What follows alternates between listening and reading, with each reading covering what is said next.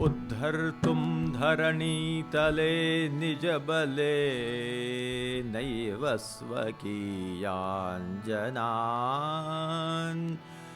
आविर्भूय तथा कृपापरवशः श्रीविठ्ठलेशालये यश्रीभागवतार्थतत्त्वविवृतेश् चक्रे प्रचारं वचः पीयूषैरतिपोषणाय सततं श्रीगोकुलेशोऽवतु। आज मार्गशीर्ष शुक्ल सप्तमी के दिन श्री गोकुलेश महाप्रभु के महोत्सव के दिन सभी को, समस्त पुष्टि संप्रदाय के अनुयायियों को तथा चतुष्ट संप्रदाय के, चारों वैष्णव संप्रदाय के अनुयायियों को बहुत बहुत बधाई। उद्धर्तुं धरणीतले निजबले नैव स्वकीयाञ्जनान् आविर्भूय तथा कृपापरवशः श्रीविठ्ठलेशालये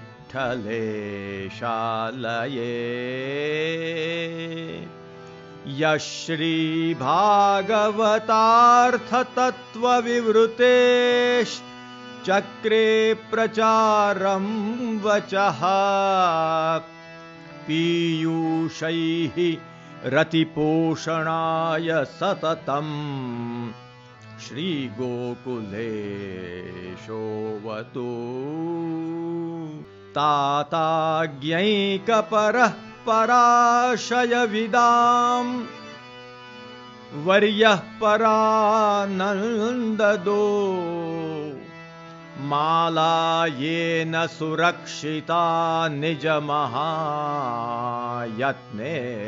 कंठे सतां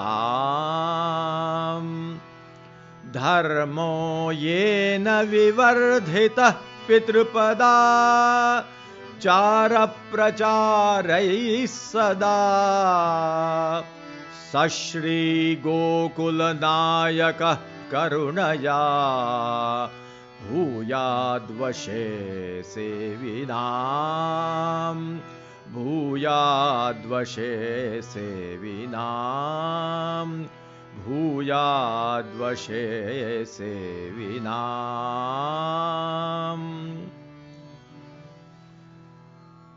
श्री हरिराय महाप्रभु के द्वारा विरचित इन दो श्लोकों से मंगलाचरण करते हुए स्वरचित श्लोक से भी मंगलाचरण कर रहे हैं। यह मंगलाचरण हमने नारद पंचरात्रांतर्गत तुलसी काष्ठ माला महात्म्य विचार में किया है। यैश्चतुस्संप्रदायानां माला तिलकरक्षणात् यैश्चतुस्संप्रदायानां माला तिलकरक्षणात् रक्षितो वैष्णवो धर्मः रक्षितो वैष्णवो धर्मः तान्नुमो गोकुलेश्वरान् तान्नुमो गोकुलेश्वरान्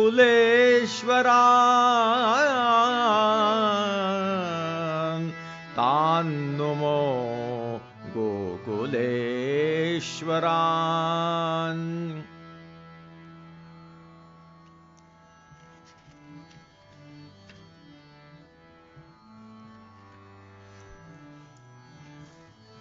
जैसा कि पहले कहा तदनुसार आज प्रभुचरण श्रीमद विठलेश्वराचार्य चरणों के चतुर्थ कुमार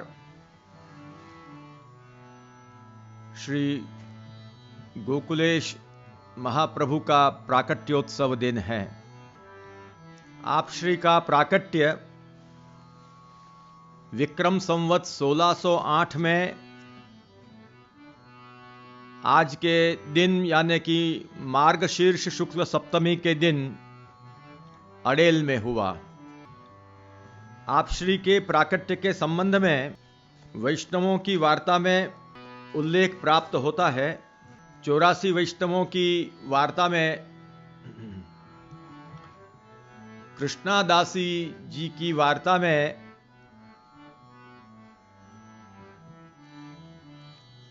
यह उल्लेख प्राप्त होता है कि प्राकट्य के पहले से ही आप भक्त मनोरथ पूरक आपका चरित्र है, यह आपने व्यक्त किया। कृष्णादासी जी ने जब प्रार्थना की कि महाराज आज बहुत सुंदर दिन है, भलो मुहूर्त आज है, तासो आज आप पधारिए, तब आप प्रकट हुए। श्री गोसाई जी के चतुर्थ कुमार का जब प्राकट्य हुआ तब यथा समय श्री गोसाई जी ने आपका नामकरण श्री वल्लभ किया, परंतु जैसा ही चतुर्थ आत्मज का प्रादुर्भाव हुआ उसी के साथ ही बधाई देते हुए कृष्णादासी जी के मुख में से उद्गार निकले कि मेरे श्री गोकुलनाथ पधारे, आज मेरे श्री गोकुलनाथ पधारे, आज मेरे श्री गोकुलनाथ पधारे। इस प्रकार से उनके मुख से प्राकट्य के साथ ही उनका नामकरण हुआ। तदनुसार आपका जगत में प्रसिद्ध नाम श्री गोकुलनाथ जी है और श्री गोसाई जी के आप बहुत ही प्रिय होने के कारण आपने श्री गोसाई जी ने उनका नाम श्री वल्लभ यह रखा और उसी नाम से आप घर में आप उनको बुलाते थे और पत्रों में भी स्वस्ति श्रीमद विठ्ठल दीक्षिता नाम श्री गिरिधर श्री गोविंद श्री बालकृष्ण श्री वल्लभ रघुनाथ घनश्यामादिषु आशीषः, इस प्रकार से आप पत्रों में लिखते हैं। इससे पता चलता है कि व्यवहार में घर में आपका नाम श्री वल्लभ रहा और जिस सर्वगुणोपेत काल में आपका प्राकट्य हुआ उसकी जो जन्म पत्रिका सिद्ध हुई तदनुसार आपका जन्म पत्रिका में नाम श्री कृष्ण है। तो आपका जन्म पत्रिका का नाम श्री कृष्ण है जो कि श्री गोसाई जी ने बहुत गोप्य रखा और घर में व्यवहार में आपका नाम श्री वल्लभ है तथा सो कृष्णा की ऐसी कहानी राखते यहां पर कहा है कि सगरे जगत में तो तिहारो नाम श्री गोकुलनाथ जी है, कृष्णा भगवती तिहारो नाम धर्यो है, सो फेर्यो न जाई।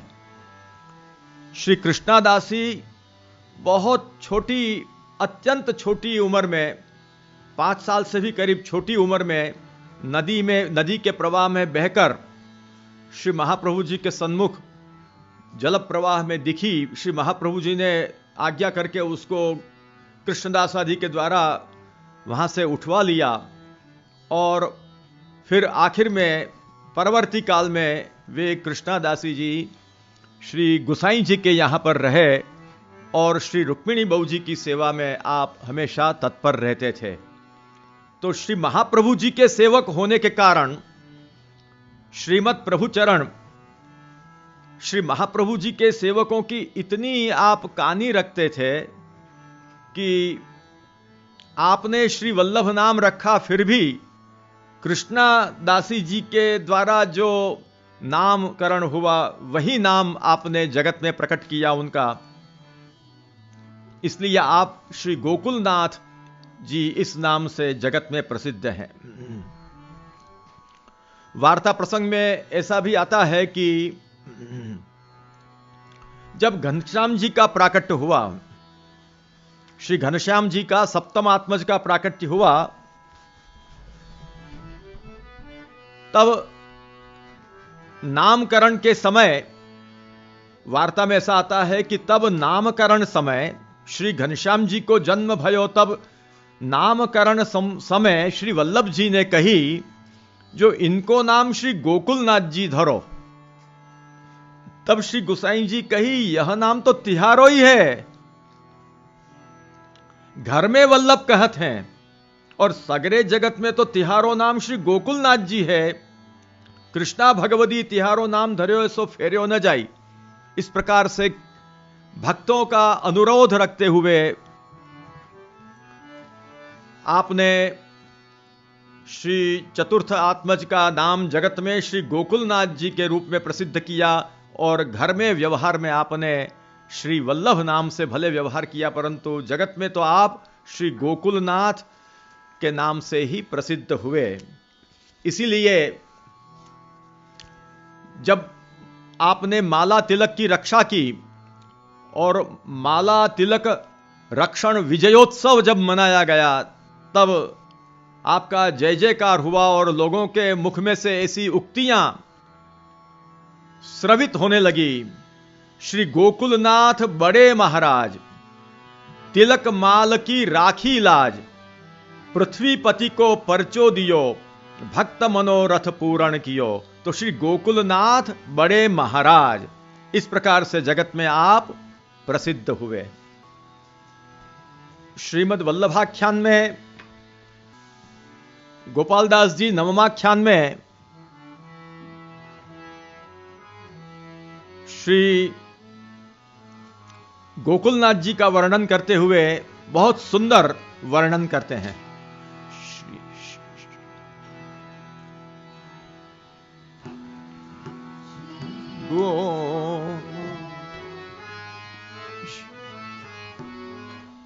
श्री गोकुलपति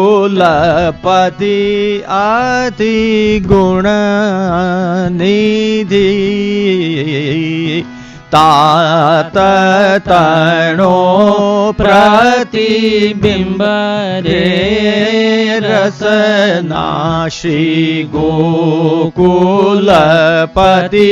अति गुण निधि, तात तणो प्रतिबिंब रे रसना। पार्वती प्रति प्रेम सु, पार्वती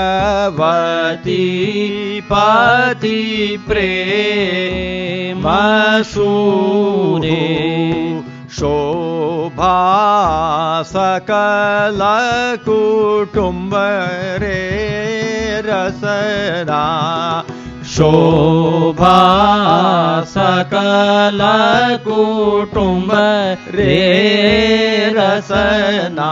श्री गोकुलपति अति गुण निधि। श्री गोकुलपति अति गुण निधि रे। तात तणो प्रतिबिंब रे रसना। तात तणो प्रतिबिंब रे रसना। पार्वती पति प्रेम सु, पार्वती पति प्रेम शोभा सकल कुटुंब रे रसना, शोभा सकल कुटुंब रे रसना। तो वल्लभाख्यान में श्री गोपाल दास जी आप गा रहे हैं कि श्री गोकुलपति अति गुण निधि। यहां पर श्री गोकुलपति कहा है। यहां पर श्री जीवन जी महाराज की विवृत्ति में इसका सुंदर तात्पर्य समझाया है कि अब नामते ही प्रथम पुरुषोत्तमत्व सूचित भयो। यहां पर गोकुलपति शब्द रखा है।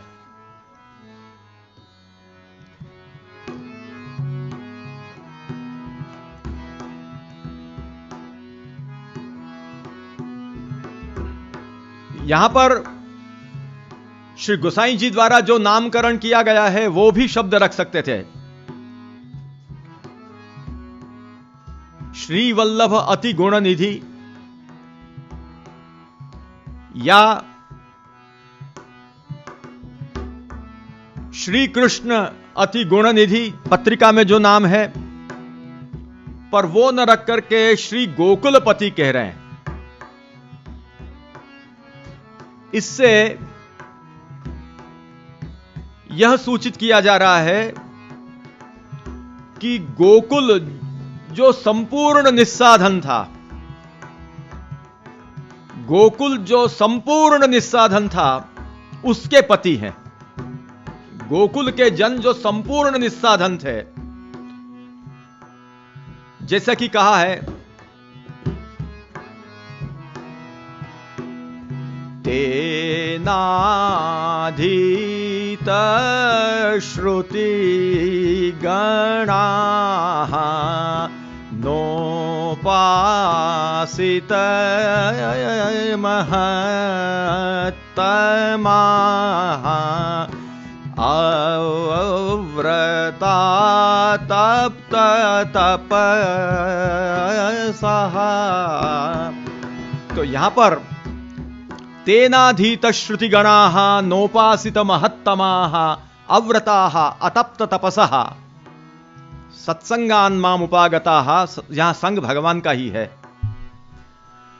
तो उनके पास कोई साधन नहीं थे। गोकुल के जीवों के पास, व्रज के जीव बिल्कुल निस्साधन थे।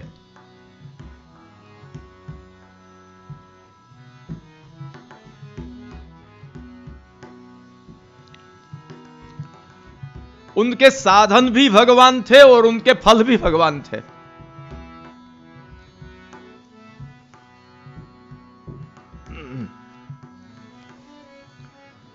तो यहां गोकुलपति कहा है। गोकुल कहकर जो निस्साधन गोकुल, उसका उल्लेख करते हुए निस्साधन गोकुल के आप पति हैं।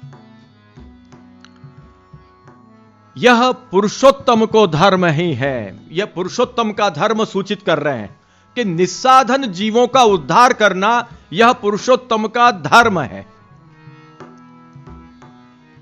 यह तस्मान मच्छरण चरणम गोष्ठम या श्लोक के सुबोधिनी जी प्रभृति में निरूपण कियो है। तो भागवत में चलो बड़ा सुंदर कहा है।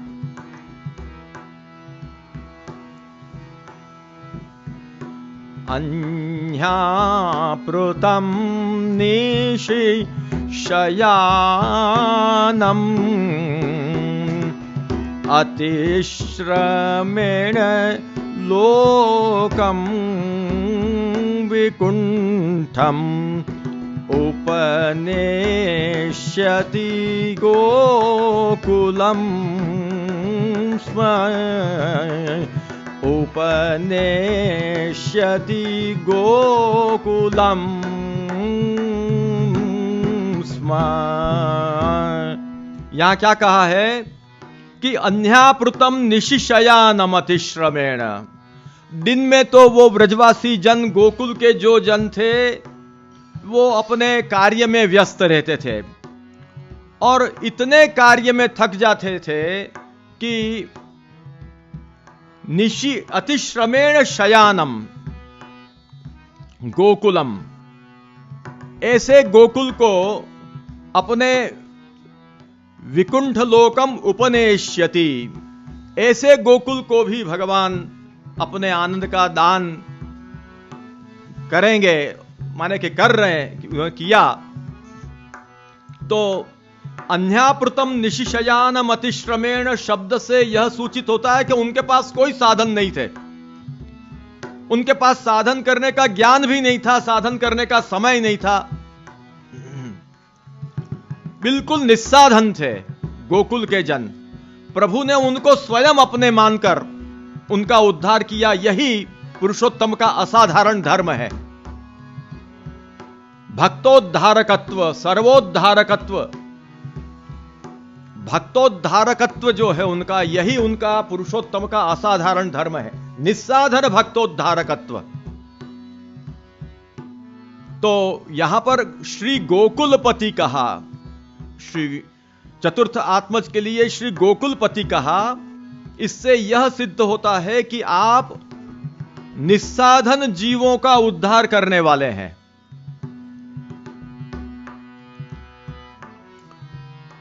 इस पर थोड़ा कुछ कहना है, वो फिर कहेंगे, पहले इसका थोड़ा आपाततः अर्थ देख लें। फिर श्री गोकुलपति और आप कैसे हैं? अति गुण निधि, अति ते अतीन्द्रिय अलौकिक जे गुण तिनके निधि ते भंडार। आप के गुण कैसे हैं? गुणों के आप भंडार हैं, लेकिन वो गुण कैसे हैं? अतीन्द्रिय हैं, अलौकिक हैं। हमारी लौकिक बुद्धि से हम वो गुणों को नहीं समझ सकते हैं। लौकिक बुद्धिग्राही है, उनके गुण नहीं है, अतीन्द्रिय हैं जिनके अलौकिक गुण, ऐसे अति गुण निधि। और फिर कैसे हैं कि तात तणो प्रतिबिंब, दो अर्थ किए हैं। तात ते श्री महाप्रभु जी, महाप्रभु जी के आप प्रतिबिंब हैं, या श्री गुसाई जी तिनके प्रतिबिंब। यहां पर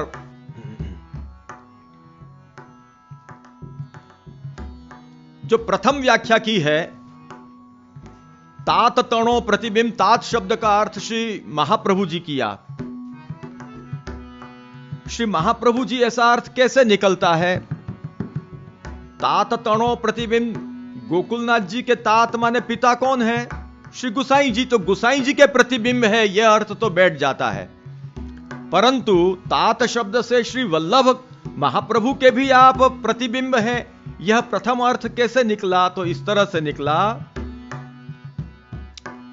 श्री गट्टूलाल जी, श्री गोवर्धन शर्म जी बड़ा सुंदर नीचे टिप्पण में लिखते हैं कि यह आख्यान रूप वाणी श्री गुसाई जी की है। याते तात शब्द को अर्थ श्री महाप्रभु जी लिखे और श्री गोकुलनाथ जी की आकृति श्री महाप्रभु के सदृश है, यही ते श्री गुसाई जी उनको श्री वल्लभ कहे। तो प्रथम अर्थ क्यों कि ये गोपाल दास जी गा रहे हैं, वाणी निकल रही है श्री गोपाल दास जी के मुख में से, पर वो मूल वाणी किसकी है? श्री गुसाई जी की है। इसलिए जैसे कि वैयासकिस्स भगवान अथ विष्णुरातम,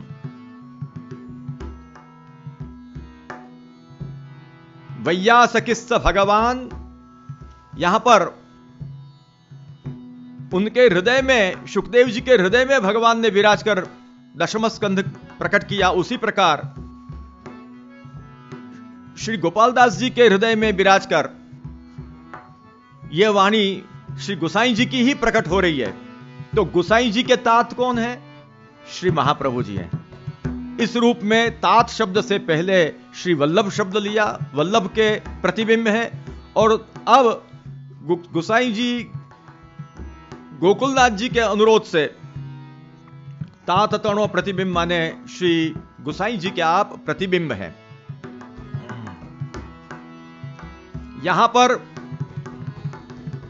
बिंब प्रतिबिंब भाव को अधिक सूचित करने का तात्पर्य नहीं है। तात्पर्य इतना ही है कि जैसे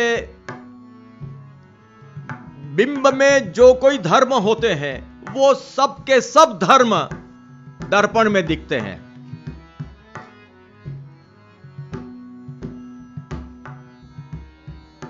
तो श्री गोकुलनाथ चरणों में श्री महाप्रभु जी के समस्त धर्म उनमें विद्यमान हैं। श्री गुसाई जी के समस्त धर्म उनमें विद्यमान हैं, क्योंकि स्वानुरूप सुत प्रसूहु, इसलिए उनके समस्त धर्म उनमें विद्यमान हैं। इतना ही सूचित करने के लिए प्रतिबिंब शब्द आया है।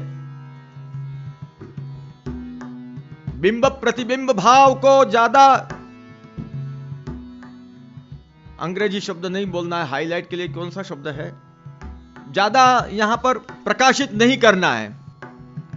कहना इतना ही है कि श्री महाप्रभु जी गुसाई जी में जो धर्म, वे धर्म उनमें भी दर्शन हो रहे हैं। इस रूप में कह रहे हैं कि तात तणो प्रतिबिंब।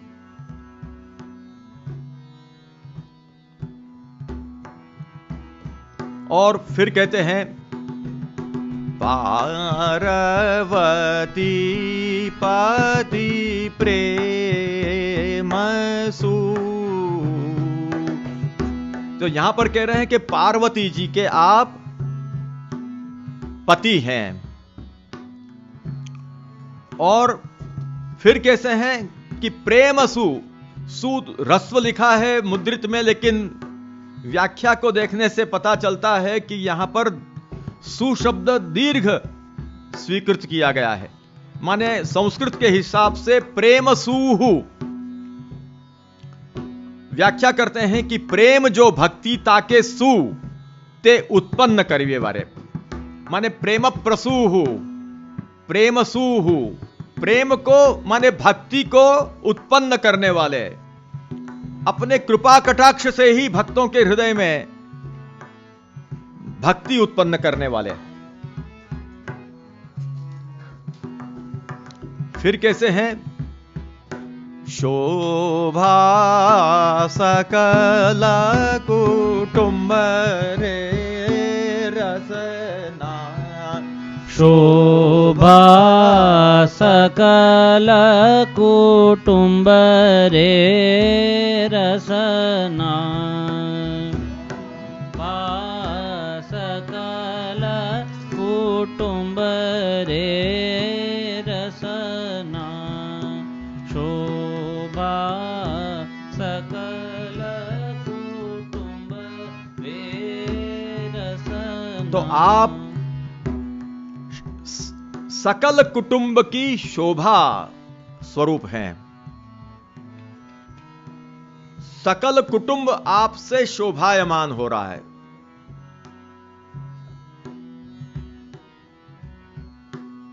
समस्त कुटुंब की आप शोभा स्वरूप हैं।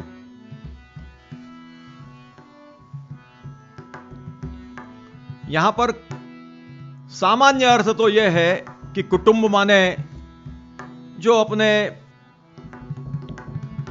लोक में जैसे बोलते हैं सगे संबंधी आदि, वो सब कुटुंब होते हैं। पुत्र पौत्र आदि इत्यादि जो सब, वे सब कुटुंब शब्द से लिए जाते हैं। अपने जो वंश से संबंधित हो, अन्य भी जो अपने बंधु बांधव आदि हों, उन सबको कुटुंब शब्द से लिए जाते हैं। परंतु यहां ऐसी प्रेरणा हो रही है कि कुटुंब शब्द केवल अपने संबंधी जनों तक ही नहीं है। आप केवल अपने सकल कुटुंब माने वल्लभ कुल के, वल्लभ कुटुंब के ही आप शोभा स्वरूप हैं, ऐसा नहीं।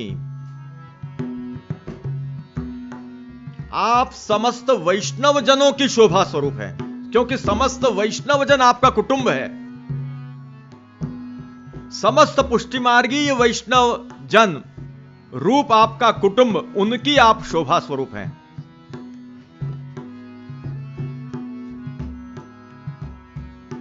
और यहां सकल शब्द का प्रयोग किया है। सकल शब्द से केवल पुष्टिमार्गीय वैष्णव ही नहीं, सकल वैष्णव, चतुस्संप्रदाय के जो वैष्णव हैं, समस्त चतुस्संप्रदाय के वैष्णव यहां पर सकल कुटुंब शब्द से गृहीत होते हैं,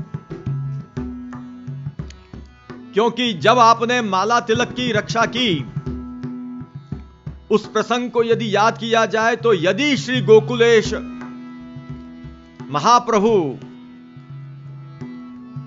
यदि माला तिलक की रक्षा नहीं करते तो आज चतुस्संप्रदाय में कोई माला तिलक को धारण नहीं करता होता, संप्रदाय वहीं विलुप्त हो जाते।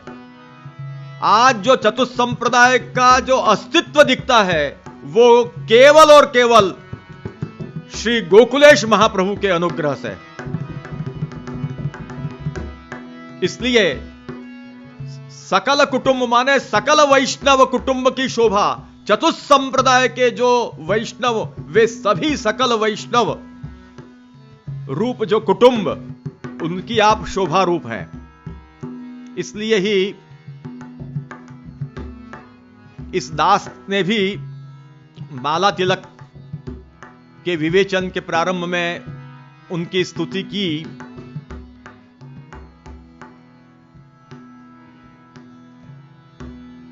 यैश्चतुस्संप्रदायानां माला तिलक रक्षणात् रक्षितो वैष्णवो धर्मः तान्नुमो गोकुलेश्वरान्।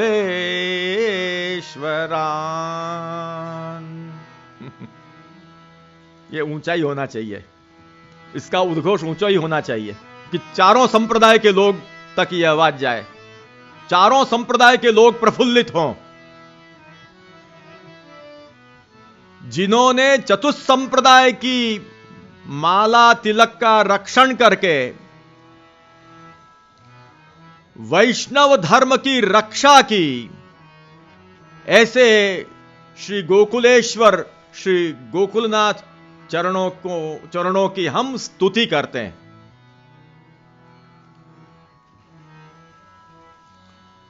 तो आप तो वल्लभ कुल की तो शोभा है ही, पुष्टिमार्गीय वैष्णव कुटुंब की तो शोभा है ही, वैष्णव रूप कुटुंब की शोभा तो है ही, परंतु वास्तव में तो आप चतुस्संप्रदाय वैष्णव रूप सकल कुटुंब की शोभा स्वरूप हैं।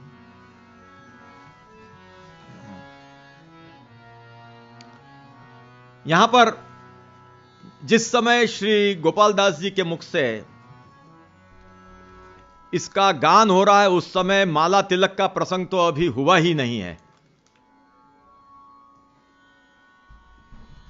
परंतु शोभा सकल कुटुंब इन गूढ़ शब्दों में, गर्भित शब्दों में आगे जो आप माला तिलक का रक्षण करके चतुस्संप्रदाय के आप शोभा स्वरूप बनने वाले हैं, उसका सांकेतिक रूप में, गर्भित रूप में प्रथम से ही निर्देश किया गया है।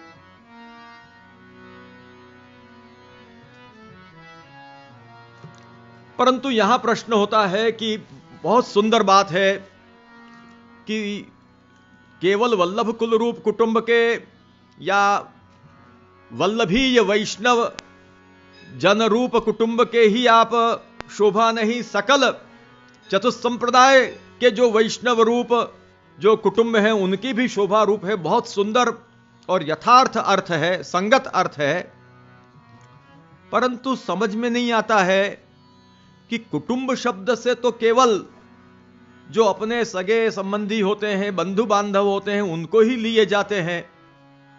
कुटुंब शब्द से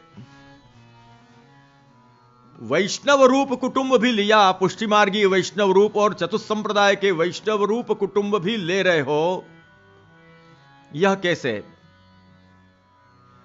तो उसका उत्तर यह है कि केवल जो कुल रूप, कुल में जो कुटुंब होते हैं, सगे संबंधी जो होते हैं, वो ही कुटुंब होते हैं, ऐसा नहीं। शास्त्रों में अन्यत्र भी कुटुंब शब्द का प्रयोग होता है और हुआ है, उसको देखने से यहां भी संगति बैठ जाती है। इसके लिए हमको जाना पड़ेगा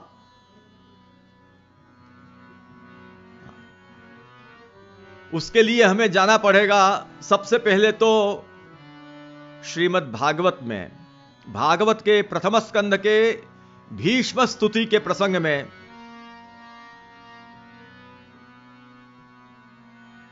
उनतालीसवें श्लोक में कहा है,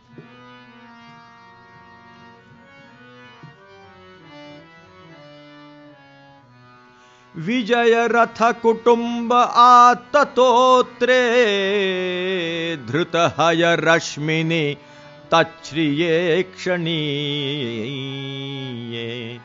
विजय रथ कुटुंब आततोत्रे धृत हय रश्मिनि तच्छ्रिये क्षणीये। भगवती रतिरस्तु में मुमूर्षोर, भगवती रतिरस्तु में मुमूर्षोर यमिह निरीक्ष्य हतागता स्वरूपम। विजय रथ कुटुंब आततोत्रे धृत हय रश्मिनि तच्छ्रिये क्षणीये। यहां पर विजय रथ कुटुंब शब्द आया है। विजय कौन? अर्जुन। अर्जुन का जो रथ है वो रथ ही जिनका कुटुंब है। भगवान ने अर्जुन के रथ को अपना कुटुंब समझा।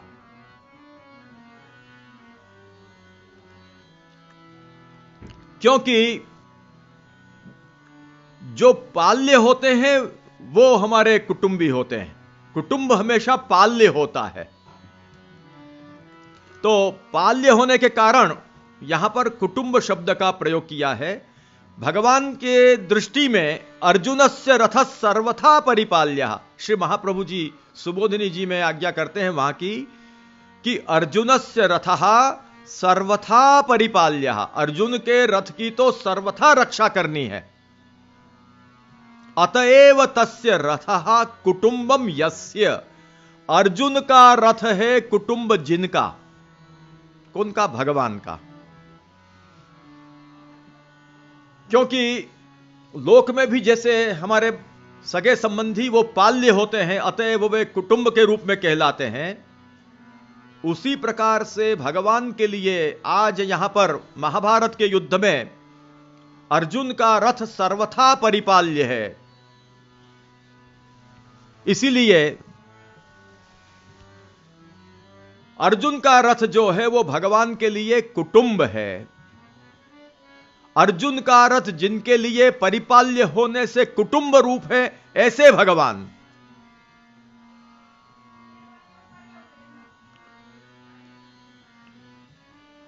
जिस समय महाप्रभु जी उसका निर्देश करते हैं कि जयद्रथ वधे ही युद्धे अशक्य इव जातः। जब जयद्रथ के साथ युद्ध हुआ उस समय अर्जुन बहुत विवश हो गए और ऐसी स्थिति में अर्जुन की परिपालना करना भगवान ने अपना परम कर्तव्य समझा और उस समय स्वयं तोत्र को लेकर और अश्व की लगाम को लेकर आप उस समय उद्यत हो गए और इस प्रकार से रथ को चलाने लगे कि रथ के चालन से ही बड़े बड़े महारथियों के जो बाण, उनके जो शस्त्र आ रहे थे उससे आप अर्जुन की रक्षा कर रहे थे रथ को चलाने की प्रक्रिया से। और उस समय की जो आपकी शोभा थी वो कैसी शोभा, ईक्षणीय शोभा, अति सुंदर उस समय आप लग रहे थे। उनमें मेरी रति हो, ऐसे भगवान के स्वरूप में मेरी रति हो, ऐसा भीष्म पितामह कह रहे हैं। प्रसंग चल रहा है कि अर्जुनस्य रथः सर्वथा परिपाल्यः अतएव तस्य रथः कुटुंबम यस्य। तो विजय का रथ ही कुटुंब है जिनका, ऐसे भगवान है। यहां पर सगे संबंधी तो नहीं है, कुटुंब, रथ के लिए कुटुंब शब्द आया है। इसलिए शोभा सकल कुटुंब का अर्थ भी बड़ों की प्रेरणा से और आपके चरित्र की संगति करते हुए यदि किया जाए तो शोभा सकल कुटुंब कहने से समस्त जो चतुस्संप्रदाय रूप जो सकल वैष्णव जन, वो सकल वैष्णव जन आपके परम आत्मीय हैं। और परम आत्मीय होने से केवल विष्णु स्वामी वल्लभाचार्य संप्रदाय के तिलक और माला की ही रक्षा आपका लक्ष्य नहीं है। आपका लक्ष्य चतुस्संप्रदाय के समस्त वैष्णवों का उस समय रक्षण हो और समस्त वैष्णव संप्रदाय की जो उनका जो विशिष्ट अपना ऊर्ध्व पुंड्र तिलक और तुलसी काष्ठ की माला, उसका रक्षण हो, यह आपका लक्ष्य था। इस प्रकार से माला तिलक की रक्षा करके आपने वैष्णव चतुस्संप्रदाय के माला तिलक की रक्षा की, वैष्णव चतुस्संप्रदाय की रक्षा की, उनके अस्तित्व की रक्षा की, जिनके प्रताप से आज वैष्णव चतुस्संप्रदाय अपनी अपनी परंपराओं के साथ विद्यमान है। तो शोभा सकल कुटुंब, आप सकल कुटुंब के आप शोभा स्वरूप हैं, इस तरह से आपके लिए वर्णन प्राप्त होता है।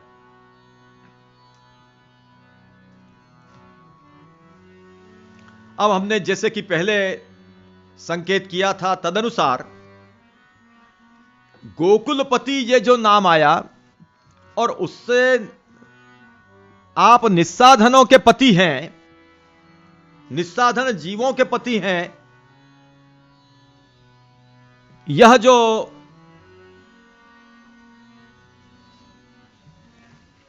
निर्देश किया वल्लभाख्यान में, निस्साधन जीवों के पति माने निस्साधन जीवों के उद्धारक हैं, यह कैसे संगत होता है। और इसका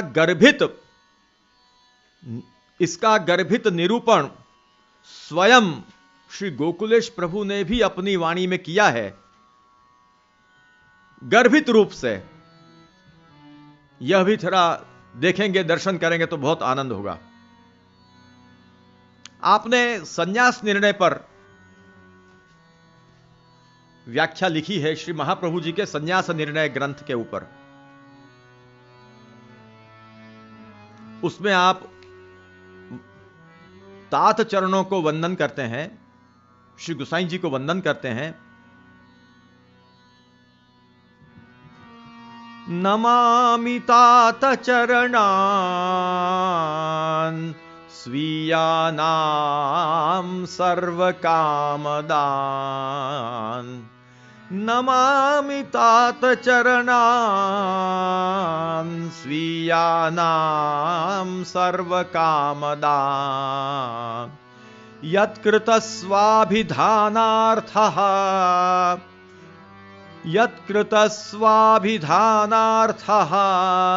प्रकटः कृपया मयि।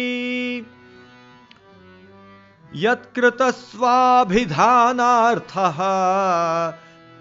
प्रकटः कृपया मयि। आप कहते हैं कि मैं तात चरणों को, अपने पितृचरणों को मैं प्रणाम करता हूं। नमामि तात चरणान। तात चरण कैसे हैं कि स्वीयानाम सर्व कामदान, अपने निज जनों के सभी मनोरथों को आप पूर्ण करने वाले हैं। પછી ચિત્ર લેવા જવાનું છે।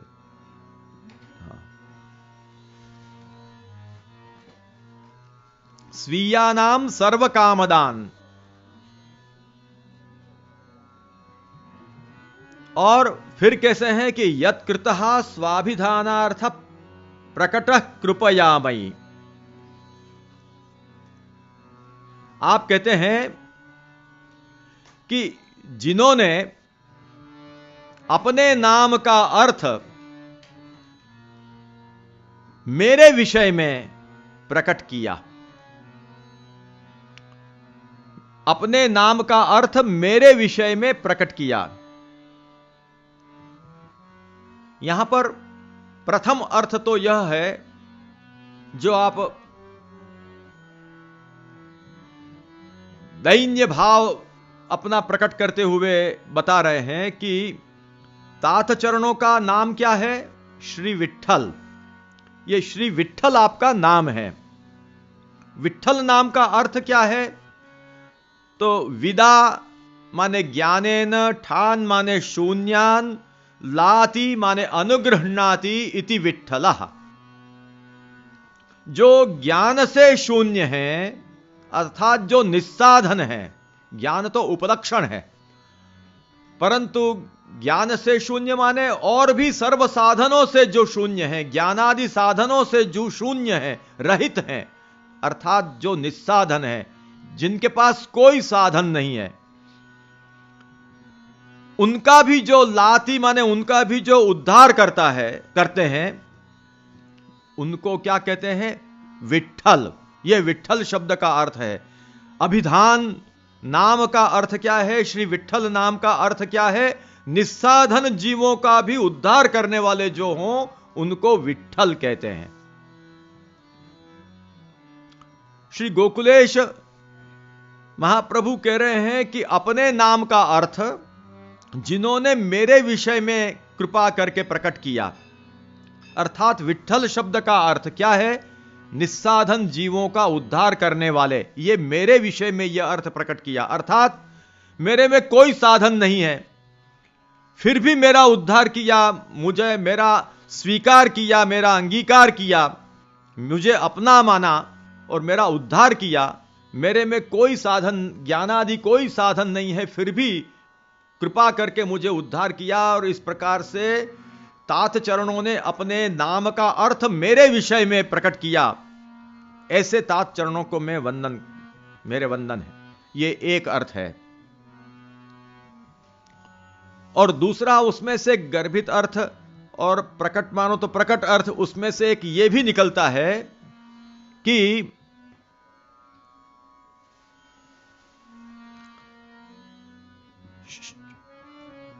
श्री तात चरणों ने अपने नाम का अर्थ, विट्ठल नाम का अर्थ जो है वो मेरे में प्रकट किया। अर्थात स्वयं जैसे निस्साधन जीवों के उद्धारक हैं, वैसे ही मुझे भी निस्साधन जीवों का उद्धारक आपने बनाया।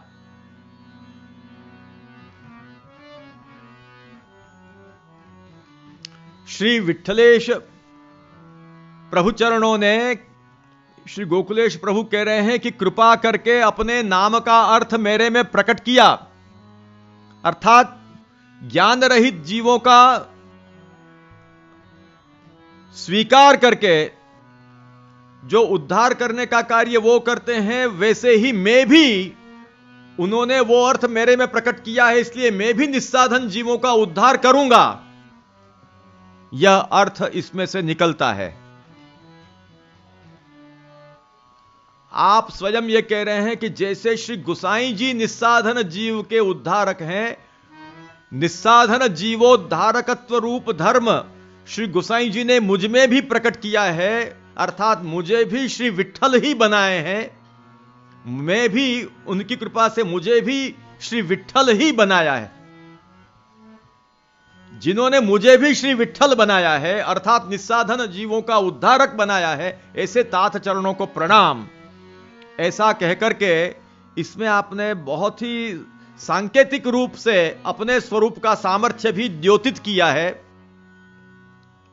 और इसीलिए आप में भी श्री विट्ठलत्व विद्यमान है, और श्री गोसाई जी द्वारा आपको वल्लभ जो आप कहे जाते हैं उससे आप में श्री वल्लभ के धर्म भी विद्यमान है। और ये सब आप में विद्यमान होने के कारण और मूल में ही भगवान में जो निस्साधन जीवोद्धारकत्व रूप धर्म है वो आप में भी विद्यमान है, जो कि सारस्वत कल्पीय गोकुलपति में जो धर्म था, अन्यापृतम निशिशयान मतिश्रमेण लोकम विकुंठमुपनेष्यति गोकुलम स्म। तो इस प्रकार से आप में निस्साधन जीवोद्धारकत्व रूप धर्म आप में विद्यमान है, यह आप स्वयं भी सूचित कर रहे हैं।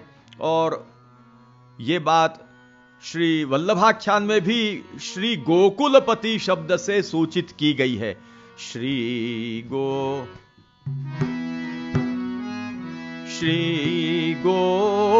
गोकुलपति श्री गोकुलपति आदि गुण निधि तात तणो प्रतिबिंब रे रसना पार्वती पति प्रेम शोभा सकल कुटुंब रे रसना।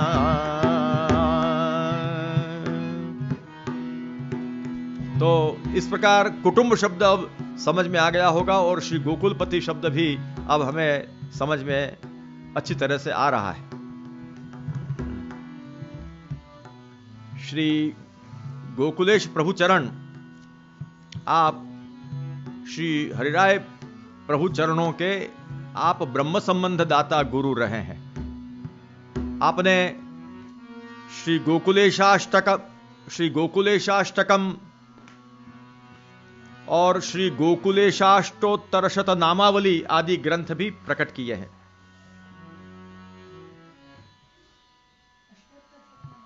पहले या विषय नहीं पहली हाँ।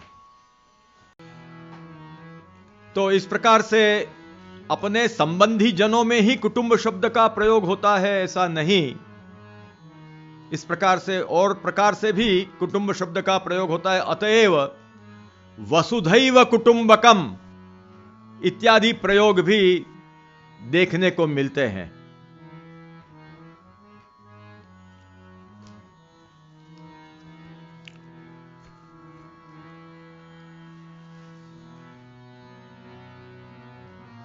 श्री हरिराय चरणों के तो आप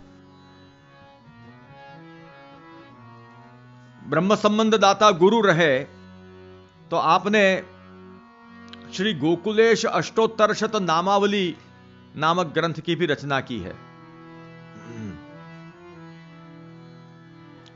आप लिखते हैं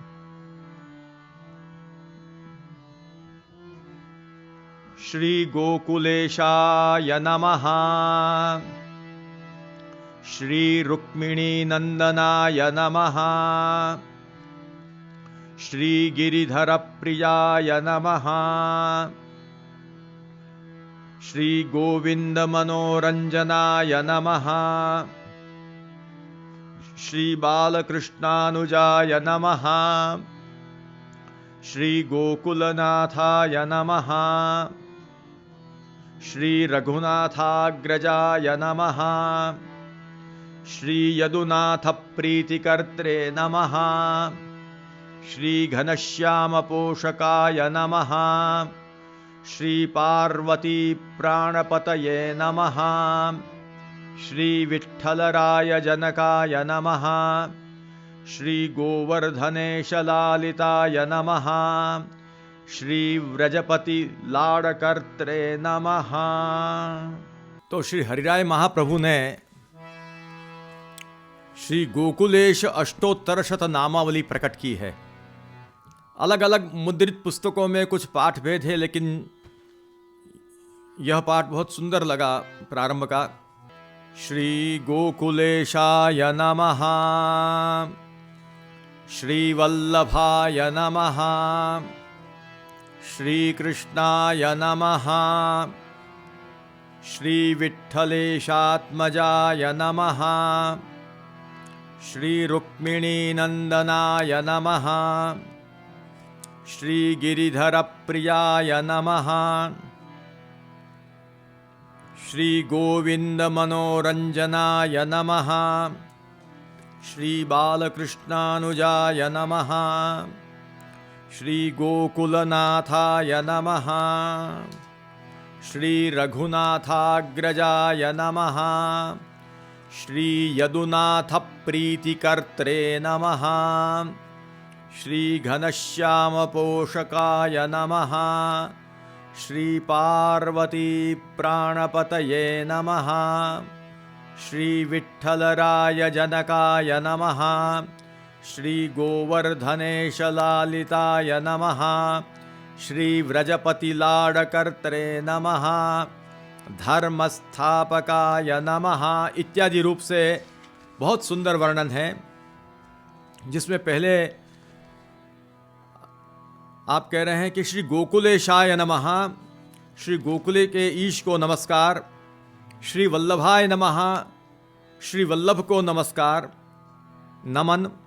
श्री कृष्णाय नमः, श्री कृष्ण को नमन। श्री विठ्ठलेशात्मजाय नमः, श्री विठ्ठलेश प्रभु चरण के आत्मज श्री गोकुलेश प्रभु को नमन। रुक्मिणी नंदनाय नमः, श्री रुक्मिणी के आत्मज श्री गोकुलेश प्रभु को नमन। श्री गिरिधर प्रियाय नमः, श्री गिरधर जी के प्रिय ऐसे श्री गोकुलेश प्रभु को नमस्कार। अथवा गिरधर जी जिनको प्रिय हैं ऐसे श्री गोकुलेश प्रभु को नमस्कार। श्री गोविंद मनोरंजनाय नमः, श्री गोविंद राय जी के मन का रंजन करने वाले श्री गोकुलेश प्रभु को नमस्कार। श्री बालकृष्णानुजाय नमः, श्री बालकृष्ण जी के लघु भ्राता श्री गोकुलेश प्रभु को नमस्कार। श्री गोकुलनाथाय नमः, श्री गोकुलनाथ जिनका नाम है ऐसे श्री गोकुलेश प्रभु को नमस्कार। श्री रघुनाथाग्रजाय नमः, श्री रघुनाथ जी के अग्रज को नमस्कार। फिर लिखते हैं श्री यदुनाथ प्रीतिकर्त्रे नमः, श्री यदुनाथ जी को प्रेम करने वाले श्री गोकुलेश प्रभु को नमन। श्री घनश्याम पोषकाय नमः, श्री घनश्याम जी का पोषण करने वाले श्री गोकुलेश प्रभु को नमस्कार। श्री पार्वती प्राणपतये नमः, श्री पार्वती जी के प्राणपति ऐसे श्री गोकुलेश प्रभु को नमस्कार। इस प्रकार से श्री विठ्ठलराय जनकाय नमः इत्यादि वर्णन बहुत सुंदर पूरी नामावली में प्राप्त होता है। अब यहां हम खास निर्देश करना चाहते हैं, क्योंकि श्री यदुनाथ जी के ही बंटवारे के सेव्य षष्ठ निधि श्री बालकृष्ण प्रभु हमारे मस्तक पर विराजते हैं। यहां छठे लाल जी के लिए क्या लिखा? श्री यदुनाथ प्रीतिकर्त्रे नमः। श्री गोकुलनाथ जी यदुनाथ जी को बहुत प्रेम करते थे। यहां श्री यदुनाथाग्रजाय नमः इत्यादि नहीं कहा, परंतु श्री यदुनाथ जी को बहुत प्रेम करने वाले हैं, इसीलिए प्रीति कर्त्रे।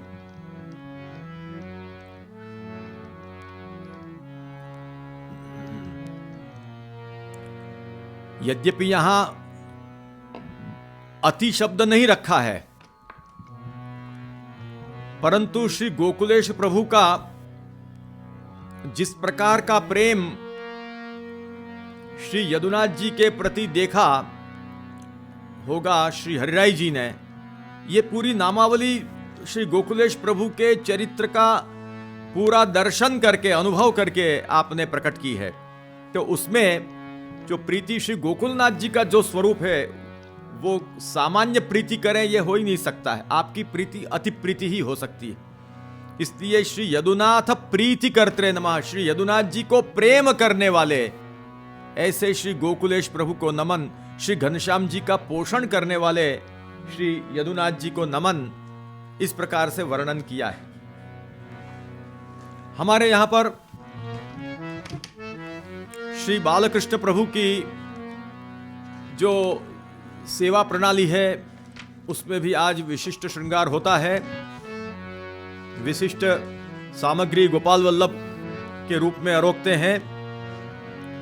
और वैसे तो 7 बालकों के प्राकट्योत्सव के दिन राजभोग में बधाई गाई जाती है उनकी, परंतु श्री गोकुलेश प्रभु की विशेष रूप से हमारे यहां पर बधाइयों का गान आज के दिन लिखा हुआ है, जिसमें राजभोग आने के बाद राजभोग के अर्ध समय में आधे समय के जो कीर्तन होते हैं उसमें जयति धन्य विठ्ठल सुवन प्रकट वल्लभ बली प्रबलपन करी तिलक माल राखी खंड पाखंड दंडी विमुख दूर कर हन्यो कलिकाल तम निगम साखी कपट सीपात जहांगीर वश करि कहो धरत उरमाल गोकुल गुसाई नहीं कही शास्त्र श्रुति दोष तो ही होत है दूर कर बेगी यह देव दुहाई इत्यादि जो पूरा प्रकार है, पूरा जो प्रसंग हुआ था वो इसमें लिखा हुआ है। नाथ विठ्ठल सुवन प्रकट वल्लभ भये गाय निज दास को दास ढाढ़ी। इस प्रकार से भोग आने के समय में आधे समय में यह पद गाया जाता है। उसके बाद राजभोग सरने के समय सब उत्सव को उत्सव आयो अति प्रफुल्लित आनंद मन ही मन छिनु छिनु बढ़त सवायो, यह गाया जाता है। और फिर राजभोग के दर्शन में जयति नाथ गोकुल नाथ प्राणपति जनन के माल मुद्रा धर्म सबन दीने, यह कीर्तन गाए जाते हैं। तो हमारे श्री बालकृष्ण प्रभु के षष्ठ ग्रह की सेवा प्रणालिका में भी यह देखने को मिलता है कि वैसे तो 7 बालकों की बधाई गाई जाती है राजभोग में, परंतु आज श्री गोकुलेश प्रभु के उत्सव पर अर्ध समय में राजभोग आने के बाद अर्ध समय में और भोग सरने में और राजभोग के दर्शन में इस प्रकार से विशेष बधाइयों का गान उपलब्ध होता है। आपके चरित्र का जो असाधारण प्रसंग है उस प्रसंग का भी नामावली में समावेश किया गया है। ऐसा प्रसंग प्राप्त होता है कि जब श्री गुसाई जी आप जब स्वधाम में आप पधार रहे हैं उस समय आपने कृपा करके अपने कंठ की तुलसी माला का प्रदान श्री गोकुलेश प्रभु को किया है, क्योंकि आप जानते हैं कि आगे यह संकट आने वाला है। उस समय तुलसी माला की रक्षा श्री गोकुलेश प्रभु चतुर्थ कुमार करेंगे, यह आपने निश्चित करते हुए आपको अपने कंठ की तुलसी माला प्रदान की थी। इसीलिए वर्णन आता है श्री पितृपादाब्ज सरोज नम्राय नमः। पितृचरण श्री गोसाई जी के चरण कमल में नमन करने वाले श्री गोकुलेश प्रभु को नमन। फिर आता है श्री पितृप्रदत्त तुलसी माला धारकाय नमः।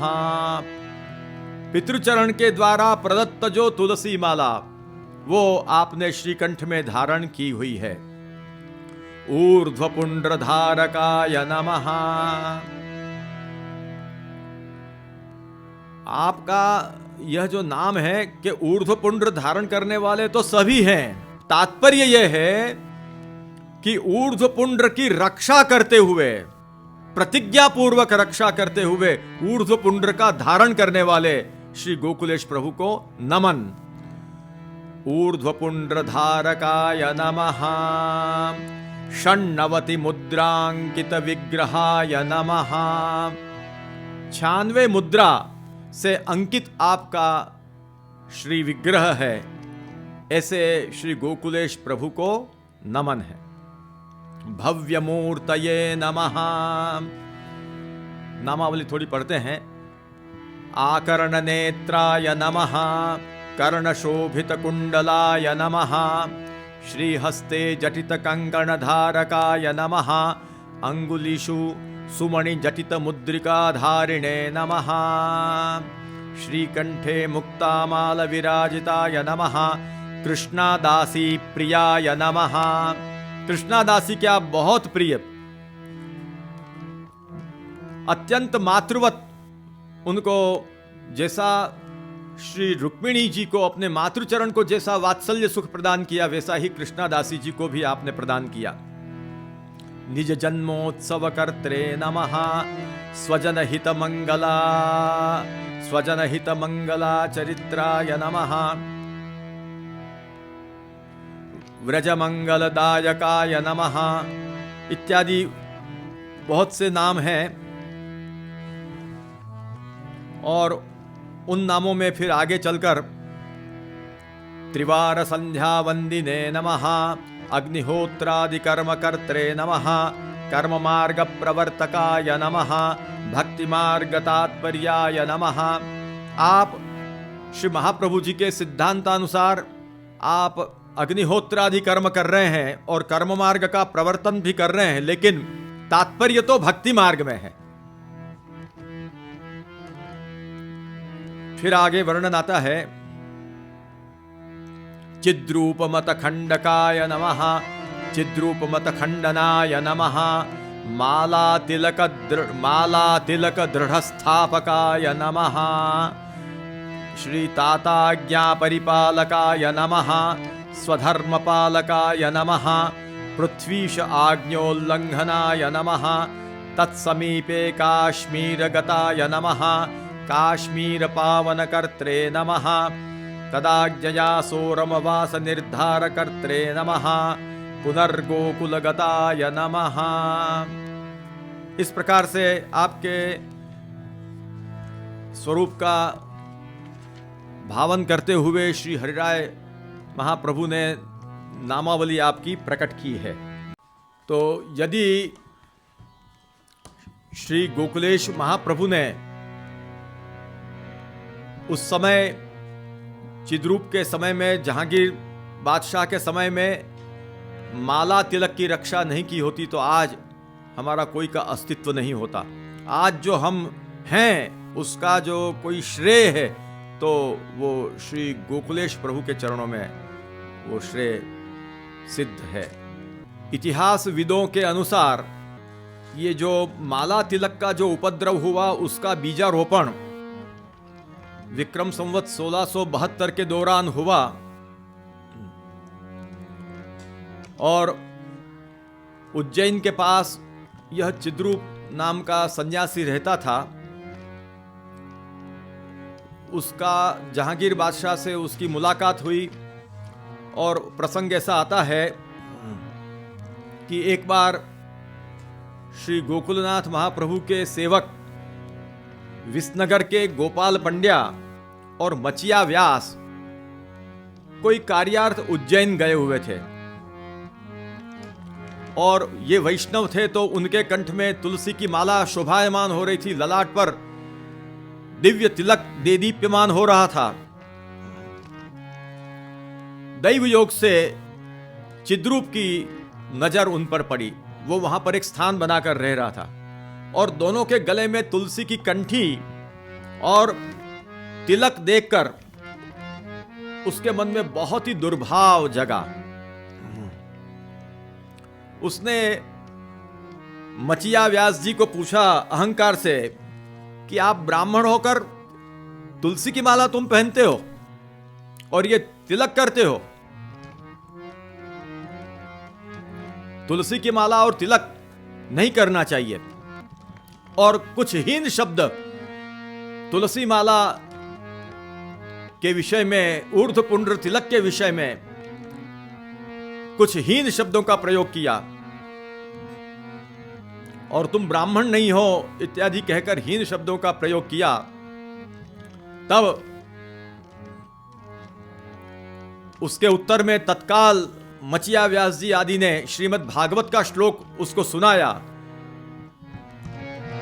विप्राद्विषड्गुणयुतादरविन्दनाभ पादारविंद विमुखात् स्वपचं वरिष्ठः।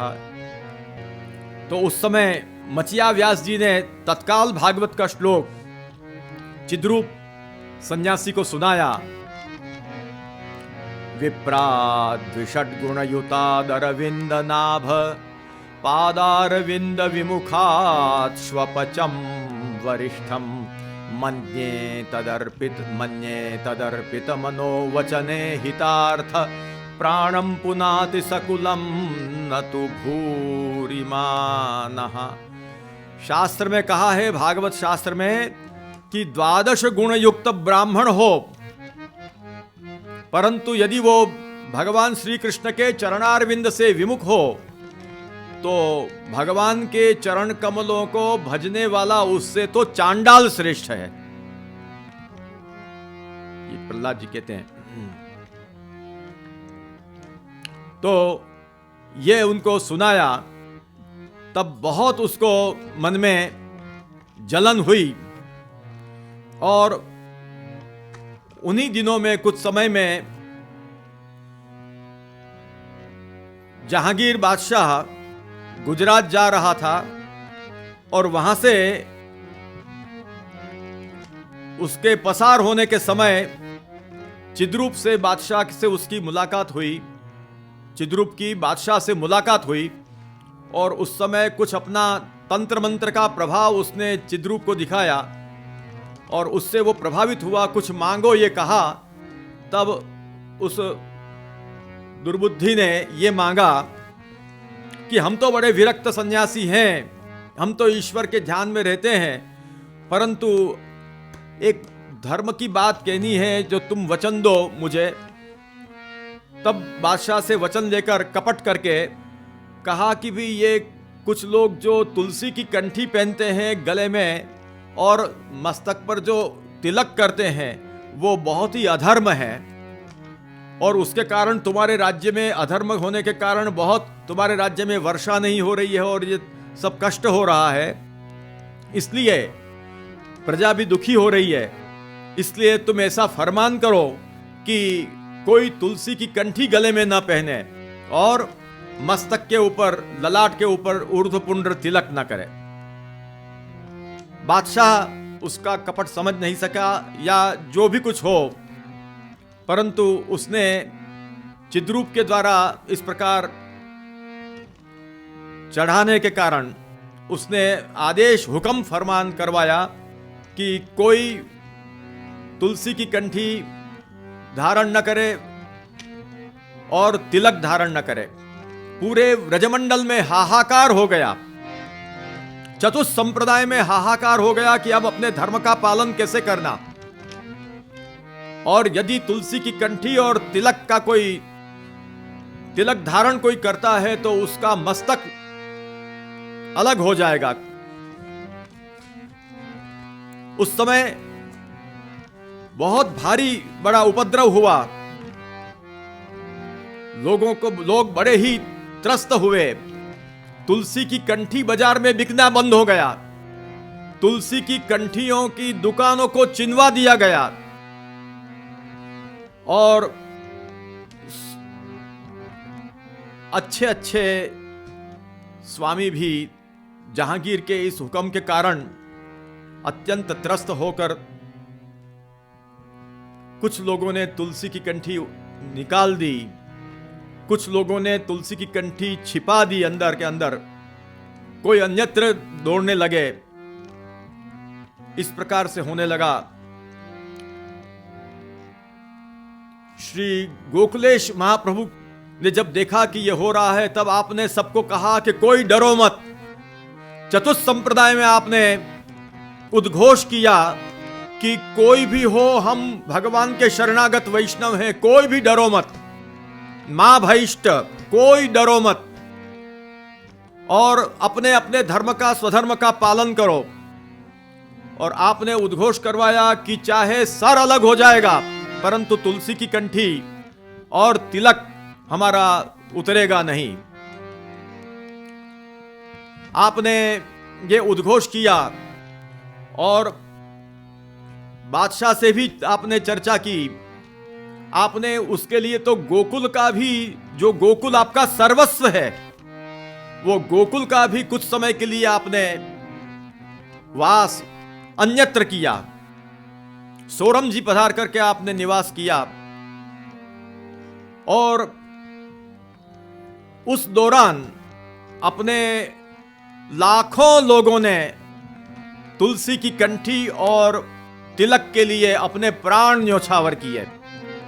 लोगों को हाथी से कुचलवाया गया। ऐसे ऐसे अत्याचार सुनने को मिलते हैं। उस समय अपने ऐसे निष्ठावान जो सनातन धर्मावलंबी वैष्णव जन थे कि उन्होंने अपने प्राण न्योछावर किए, लेकिन तुलसी की कंठी और तिलक नहीं उतारा। श्री गोकुलेश प्रभु ने बादशाह को कहा कि यह आप गलत कर रहे हो। आप काश्मीर में पधारे। बादशाह उस समय काश्मीर था। काश्मीर पधार करके आपने बादशाह से बात की। चिद्रूप के साथ में सन्यासी के साथ में शास्त्रार्थ किया और शास्त्रार्थ करके शास्त्र से आपने प्रमाणित करके बताया कि तुलसी की कंठी और तिलक वैष्णवों का परम धर्म है और वो अवश्य वो करेंगे। इस प्रकार से आपने कहा। तुलसी की कंठी का जो विनिंदक हो उसके लिए शास्त्रों में बहुत कुछ कहा है। नारद पंचरात्र की संहिताओं में कहा है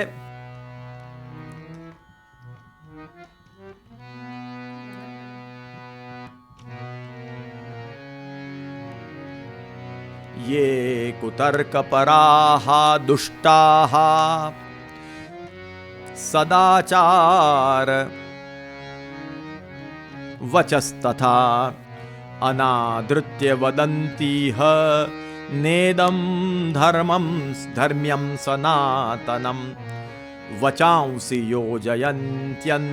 योजयन्त्यत्र अन्यथैव स्वयुक्तितः ऊर्ध्वपुण्ड्रं च तुलसी धारणं हरिपूजनं निषेधन्ति स्वपाण्डित्यं स्थापयन्ति स्वशिष्टतां तान् पापिष्ठान् नरान् विद्याद् आसुरान् अन्त्यजोद्भवान्।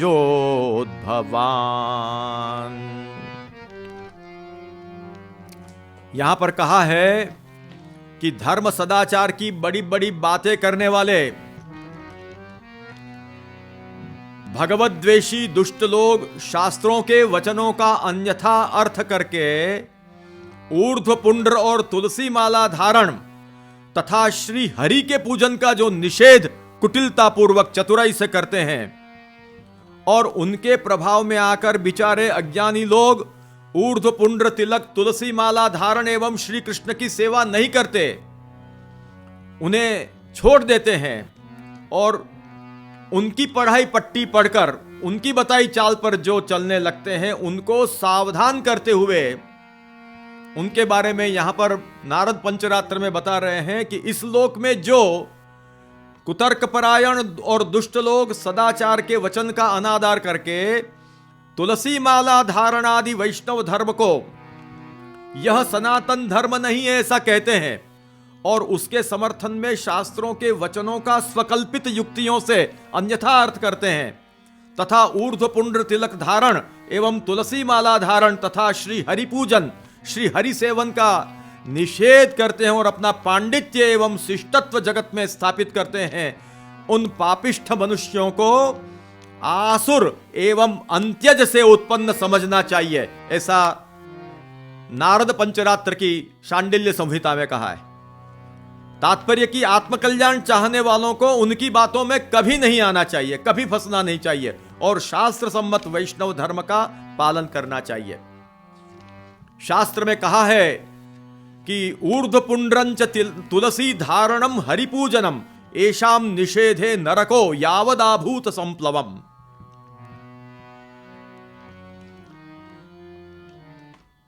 जो ऊर्ध्वपुंड्र और तुलसी धारण तथा भगवान की सेवा का निषेध करते हैं वो सदैव निवास में नरक में निवास करते हैं। एषाम संत्रोटने सर्व नरकार्ति पृथक पृथक। यदि कंठी का और तुलसी माला धारण का संतरोटन करते हैं, उसका खंडन करते हैं, तो जितने भी नरक हैं उस प्रत्येक नरक में एक के बाद एक सभी नरकों को भोगना पड़ता है। और वो भी यदि फिर बाद में आया तो नरकांते गंडमाली जायते च मुखे भगम, काफी मनुष्य जन्म लेकर भी बहुत रोगों से पीड़ित होता है। गंगा स्नान रतो नित्यम हरेरपि च पूजकः तुलसी धारणम निंदन न ज्ञेयः साधु सम्मतः। चाहे रोज गंगा स्नान त्रिकाल करता हो या नित्य हरि की पूजा करता हो, पर तुलसी माला धारण का यदि निषेध करता हो तो वो उसको साधु नहीं समझना चाहिए। यहां पर कहा है हरे रेकाश्रयम मुक्त्वा न गति कोटि साधनैः हित्वैव तुलसी मालाम ऊर्ध्वम पुंड्रम हरिम गुरुम प्रपत्तिंच हरेस्त्यक्त्वा त्यक्त्वाचारम च वैष्णवम श्रीमद्भागवतम शास्त्रम सद्गतिर नान्य साधनैः। कुछ लोग, ये बहुत समझने लायक बात है, आज जिस कंठी से हमको एलर्जी होती है, कुछ लोग कहते हैं कंठी क्यों नहीं पहनते हो, तो हमको एलर्जी होती है। अरे तुमको यदि कंठी से एलर्जी होती है तो भगवान को तुमसे एलर्जी हो जाएगी, फिर क्या करोगे उसका तो विचार करो।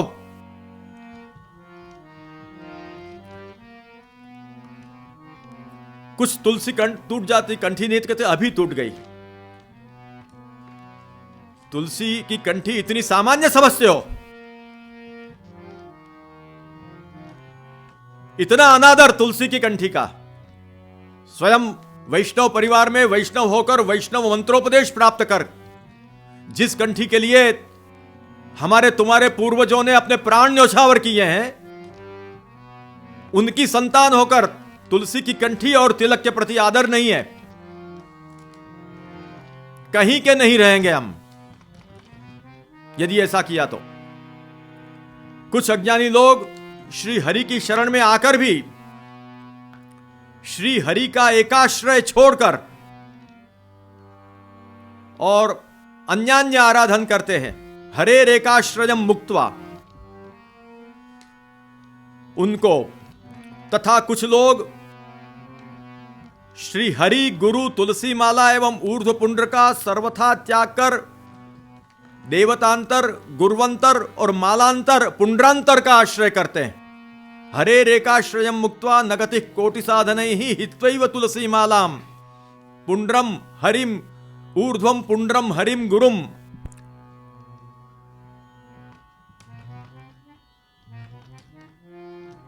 श्री हरि के एकाश्रय को छोड़कर तुलसी माला, ऊर्ध्व पुंड्र, मार्ग प्रवर्तक, उद्धारक गुरु केवल मंत्रोपदेष्टा गुरु का त्याग कर कि कहा गया है कि न गति कोटि साधने ही, कोटि साधन भी करे तो उस जीव की गति नहीं होती। अपने मंत्रोपदेष्टा गुरु और अपने मार्ग के उद्धारक गुरु का जो त्याग करता, हित्वैव जो त्याग करता है, उसको दूसरे कोटि साधन कर ले तो भी उसका उद्धार नहीं होगा। इसलिए भूल से भी ऐसा नहीं करना चाहिए। यह शिक्षा आधुनिक जनों को ग्राह्य है, ग्रहण करने योग्य, ध्यान देने योग्य है। आगे भी कहा है प्रपत्तिंच हरेस्त्यक्त्वा त्यक्त्वाचारंच वैष्णवम श्रीमद्भागवतम शास्त्रम सद्गतिर्नान्य साधनैः। एक श्री हरि की शरणागति को छोड़कर, वैष्णवोचित आचार को छोड़कर, श्रीमद्भागवत शास्त्र को छोड़कर अन्य कोटि साधन करने पर भी जीव की सद्गति नहीं होगी। यह शिक्षा हमको बहुत ही ध्यान देने लायक है। आगे भी शिक्षा दी गई है न धार्या तुलसीम हित्वा माला रत्नमयी ह्यपि तया सह प्रशंस्यन्ते माला अन्या यथा यथम। बहुत से अज्ञानी लोग तुलसी की माला को छोड़कर, उसका त्याग करके आभूषण के रूप में रत्नमयी, सुवर्णमयी माला पहनते हैं। अभी शादी के दिन चल रहे हैं, महिलाएं उन रत्नों को महत्व देकर अपने गले में से तुलसी की कंठी निकाल देती हैं। क्या गति होगी उनको मालूम है? जो व्यक्ति अपने कंठ में से तुलसी की कंठी उतार देता है, उसका कायमी रिजर्वेशन हो जाता है। कहां होता है भाई? नरक में, और वो भी परमानेंट रिजर्वेशन।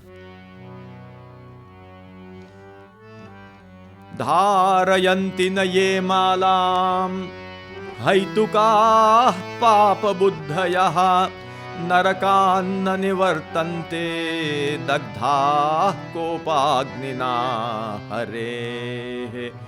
जो लोग तुलसी की कंठी नहीं पहनते, कोई भी प्रकार के हेतुवाद को मन में रखकर, धारयन्ति ये न मालाम हैतुकाः, वे पाप बुद्धि हैं। और उनकी क्या दशा होगी, वे लोग बराबर याद रख लें। कंठी अच्छी नहीं लगती है ना भाई, आपको याद रखना।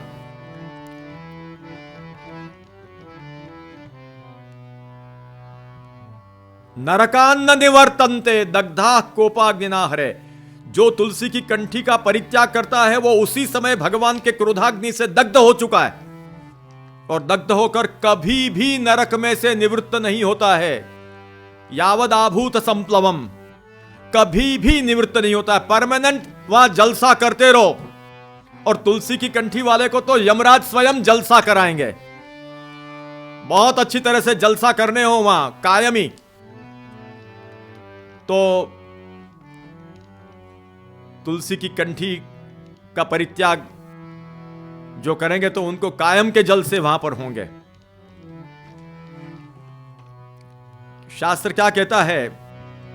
तुलसी की माला का त्याग कर केवल रत्नमयी तथा सुवर्णादिमयी माला भी कभी नहीं धारण करनी चाहिए, क्योंकि तुलसी माला को धारण करते हुए उसके साथ रत्नमयी या सुवर्णमयी मालाएं यदि पहने तो उन मालाओं की प्रशंसा शास्त्रों के द्वारा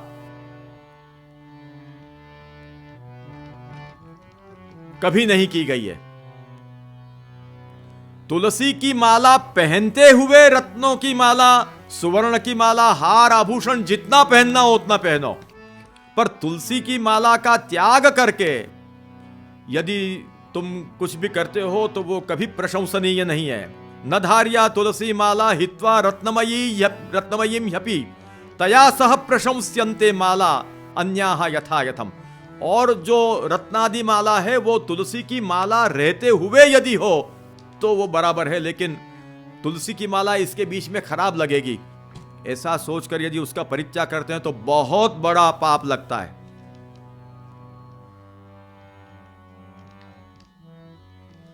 तो यहां प्रश्न होता है, शास्त्र ने कहा कि तया सह प्रशंस्यन्ते मालाः अन्याः यथा यथम। तुलसी माला को धारण करके दूसरी सुवर्णादि रत्नमयी माला धारण करो तो वो प्रशंसा, उसकी प्रशंसा करते हैं लोग। तो फिर हम तुलसी की माला के साथ रुद्राक्ष की माला तो धारण कर सकते हैं ना, इस वाक्य के अनुसार। तया सह प्रशंस्यन्ते मालाः अन्याः यथा यथम, तो अन्य माला में रुद्राक्षादि माला हम तुलसी के साथ धारण करें तो वो प्रशंसनीय होगी। यदि ऐसा कोई समझे तो ऐसा नहीं है, क्योंकि अलग अलग लोगों के लिए अलग अलग विधान है। कौन को कौन सी माला पहनना उसका विधान है, उस विधान का भंग नहीं हो सकता है।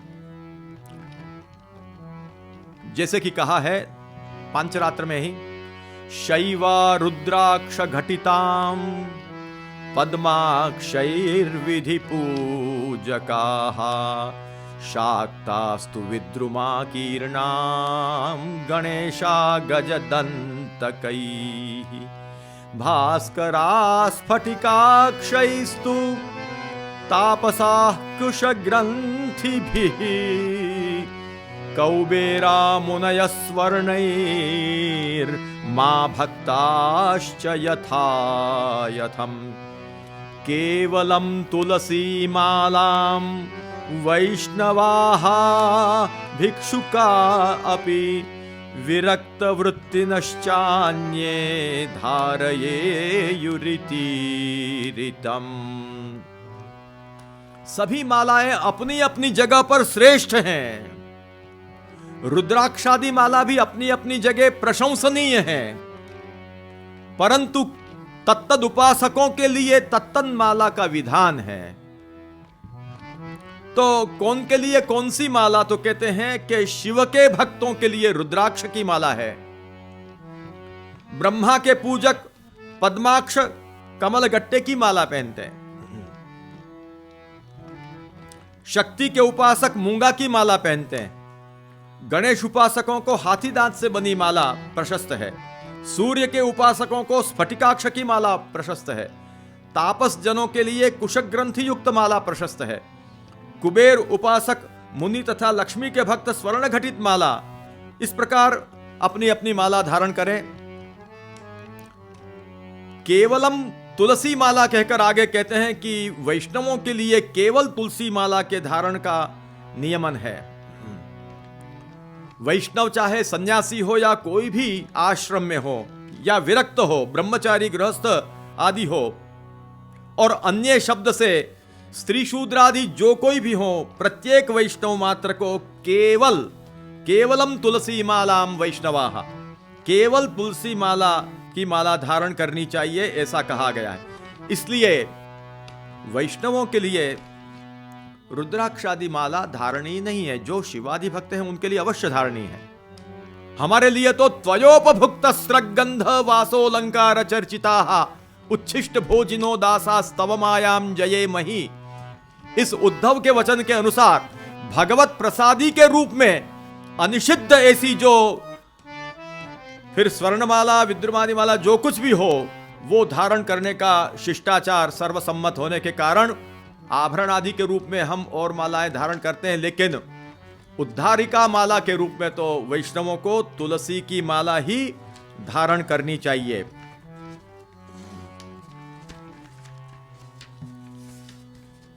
इसलिए तया सह प्रशंस्यन्ते मालाः अन्याः यथा यथम, इस वचन से यदि हम रुद्राक्षादि माला भी हम धारण कर सकते हैं एक साथ में उसको रखकर, तो शास्त्र की परंपरा के अनुसार और शिष्टाचार के अनुसार और अपने पांचरात्र आदि जो आगमों का जो आचार है तदनुसार ऐसा शास्त्र से सम्मत नहीं है।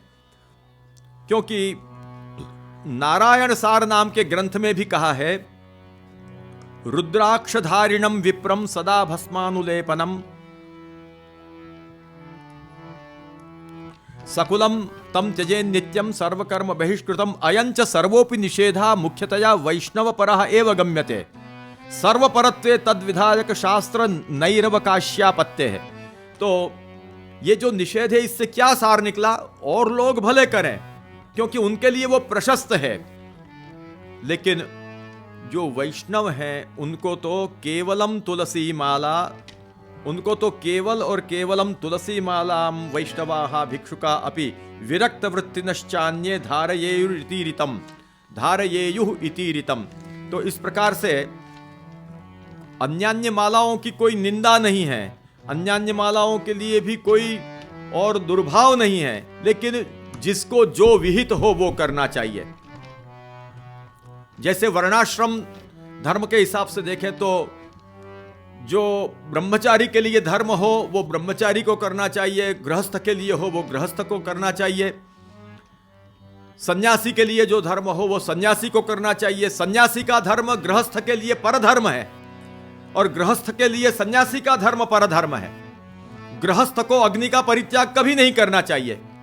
वीरहा वा एष देवानाम योग्निम उद्वासयते, वेदों में कहा है कि अग्नि का उद्वासन जो करे वो वीरहा है, माने उसकी निंदा की गई है। लेकिन वही गृहस्थ व्यक्ति जब संन्यास ग्रहण करे और संन्यासाश्रम में जाता है तो उसको अग्नि का भी परित्याग उस समय उसका धर्म है। जो गृहस्थाश्रम में उसके लिए धर्म था, वो संन्यासाश्रम में उसके लिए अधर्म बन गया, परधर्म बन गया। इसलिए जिसका जो धर्म उसका वो अनुसरण करे।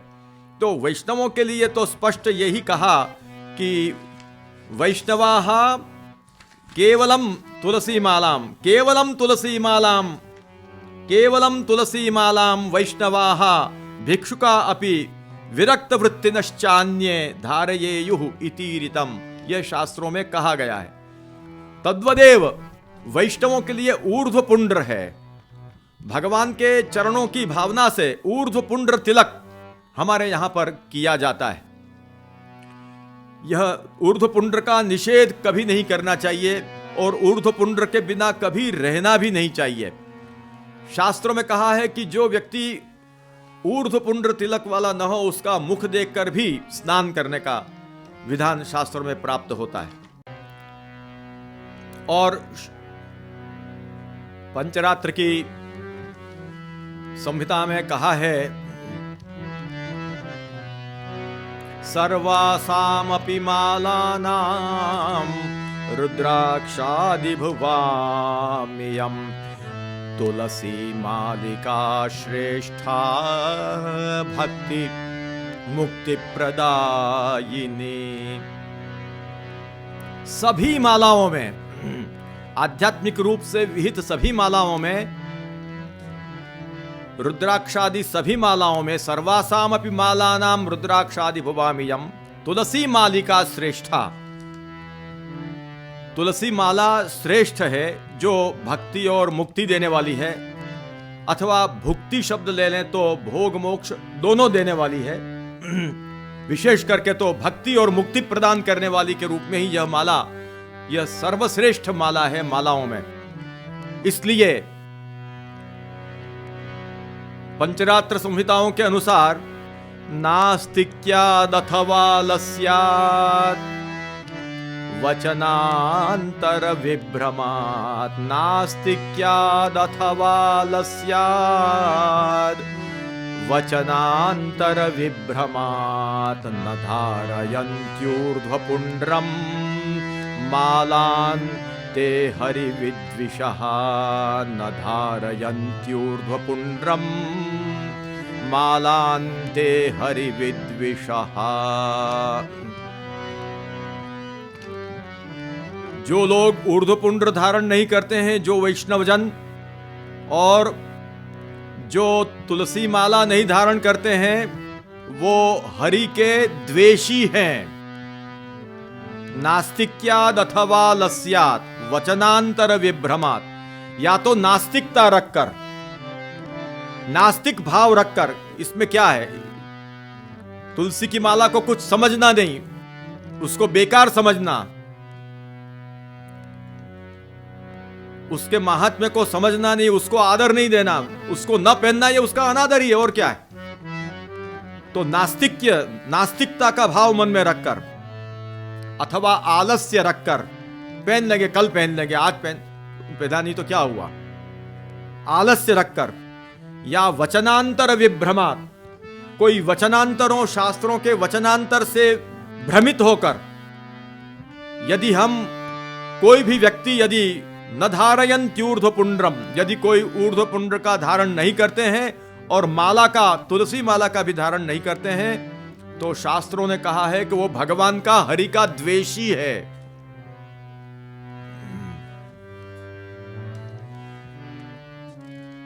इसलिए तुलसी की माला और तिलक तो अवश्य धारण करना चाहिए।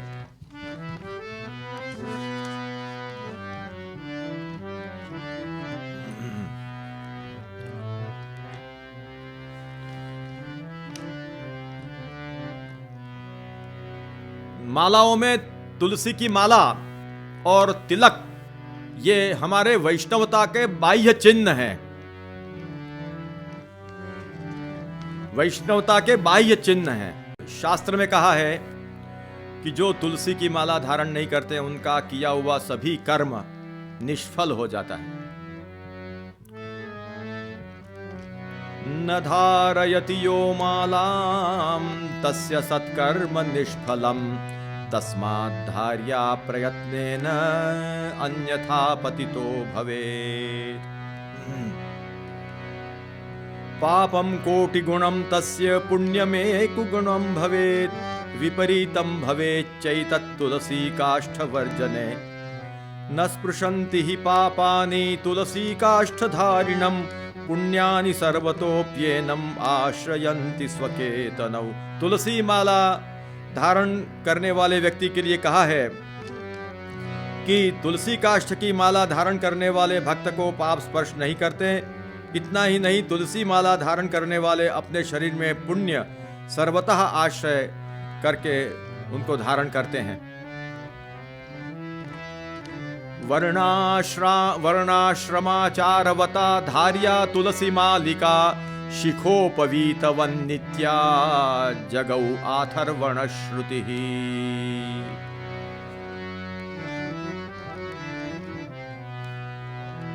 सर्वेषामपि लोकानां भगवद्भक्तिमिच्छतां कंठे तुलसी काष्ठस्य माला धार्या सदैव ही। भगवत भक्त की इच्छा रखने वाले सभी लोगों को सदैव अपने कंठ में तुलसी की माला धारण करनी ही चाहिए, क्योंकि तुलसी की माला केवल काष्ठ निर्मित माला ही नहीं है, अपितु साक्षात भक्ति स्वरूपा है। कहा है तुलसी काष्ठ माला तू भक्ति रूपा न काष्ठ जा। तुलसी की माला को खाली ये तो तुलसी के लकड़े में से बनी हुई ऐसा न समझें, ये साक्षात भक्ति स्वरूपा है। हमारे कंठ में विराज कर हमको भक्ति का दान करती है। तुलसी में भक्ति का निवास है। आगे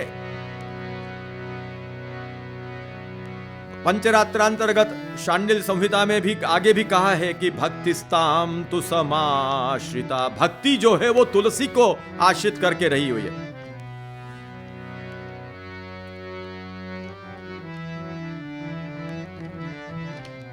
नातः परम परम श्रेयः साधनम श्रुति सम्मतम धारणम तुलसी काष्ठ मालाया मुनि सत्तमाः। हे मुनि सत्तम, शांडिल्य मुनि कह रहे हैं कि हे मुनि सत्तमो, तुलसी माला के धारण से ज्यादा दूसरा कोई श्रेयस्कर साधन नहीं है। ये तुलसी माला प्रथम सोपान है जो हमको गोलोक धाम तक पहुंचाता है। श्रौते स्मार्ते च पौराणे मिश्रके तांत्रिके च धार्या तुलसी काष्ठस्य माला परम पावनी। अविहित भक्ति मार्ग में तो है ही, स्नेहात्मक जो भक्ति मार्ग है उसमें तो तुलसी माला धारण है ही, लेकिन श्रौत स्मार्त पौराण मिश्र और तांत्रिक जितने भी कार्य हैं, जितने भी आराधना के प्रकार हैं, उन सब में परम पावनी तुलसी काष्ठमाला अवश्य धारण करनी चाहिए। स्नाने दाने जपे होमे स्वाध्याये पितृ पैतृके तथा वैश्वदेवे च दैवे च अन्यस्मिन्नपि वैदिके प्रायश्चित्ते संध्यासु पूर्ते दीक्षादि कर्मणि तुलसी मालया हीनो नाधिकारी प्रकीर्तितः। जो व्यक्ति अपने कंठ में तुलसी की माला से रहित हो, वह स्नान दान जप होम स्वाध्याय वेदाध्ययन पितृकर्म श्राद्ध तर्पण पिंड दानादि वैश्वदेव एवं देव संबंधी कर्म, अन्य वैदिक कर्मों में, प्रायश्चित्त आदि कर्मों में, संध्या, कुआं खुदवाना आदि कार्य, धर्मशाला बनाना आदि कार्य में, दीक्षा आदि कर्म में कहीं भी अधिकारी नहीं कहा गया है। और अनधिकारिणा कृतंतु अकृतम भवति, यह शास्त्र का नहीं लोक व्यवहार का सिद्धांत है। लोक और शास्त्र उभयतः यह सिद्धांत सिद्ध है कि अनधिकारिणा कृतम अकृतम भवति। जो जिस काम को करने का अधिकारी नहीं हो, वो काम करे तो वो वैलिड नहीं होता माना जाता है, वो अनधिकृत वो कार्य माना जाता है, किया हुआ भी नहीं किया हुआ है। इसलिए अवश्य तुलसी की माला इन सभी कर्मों में धारण करना चाहिए। इसकी आवश्यकता, परमावश्यकता होने के कारण ही श्री महाप्रभु जी ने भी तत्वार्थ दीप निबंध के सर्वनिर्णय प्रकरण में 244वें श्लोक में कहा है, शंख चक्रादिकं धार्यं मृदा पूजांगमेव तत् तुलसी काष्ठजा माला तिलकम लिंगमेव तत्। शंख चक्रादि, शंख चक्र गदा पद्म संप्रदाय मुद्रा और नाम मुद्रा, ये 6 प्रकार की मुद्रा धारण करनी चाहिए। मृदा माने गोपी चंदन से पूजा के अंग के रूप में, और तुलसी काष्ठ से बनी हुई माला भी धारण करनी चाहिए, और तिलक भी अवश्य करना चाहिए। यह लिंग है, यह बाह्य चिन्ह है।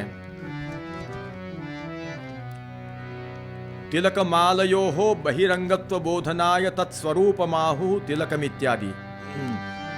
तो श्री महाप्रभु जी यहां पर समझाते हैं स्वविरचित प्रकाश टीका में कि दंडाकारं ललाटे स्यात् पद्माकारं तु वक्षसि वेणुपत्र निभं बाह्वोः अन्यद्दीपाकृतिर्भवेत् इति तिलकम माला च यज्ञोपवीतवद वैष्णवत्व बोधकम। जिस प्रकार त्रैवर्णिकों को, उपनीत त्रैवर्णिकों को जिस प्रकार से यज्ञोपवीत धारण करना वो नित्य है, उस प्रकार वैष्णव के लिए तिलक और माला नित्य है। यज्ञोपवीत तुल्यत्व बोधनात् माला तिलक धारणयोर नित्यत्वम अंगत्वंच बोधितम। ये पूजा का अंग है और नित्य इसका नित्यत्व है। इसका माने नित्य के रूप में इसका आचरण करना, ऐसा नहीं कि कोई प्रसंग विशेष पर, निमित्त होने पर।